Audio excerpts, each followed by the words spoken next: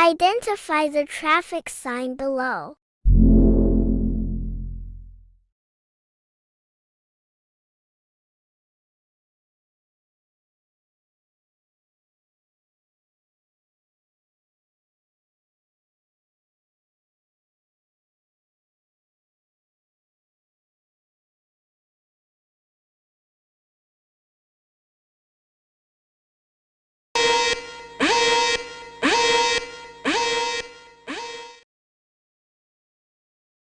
The answer is a no U-turn sign.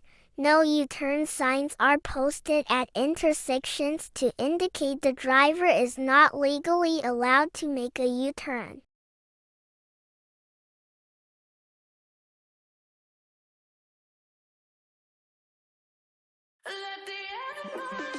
Thank you for watching.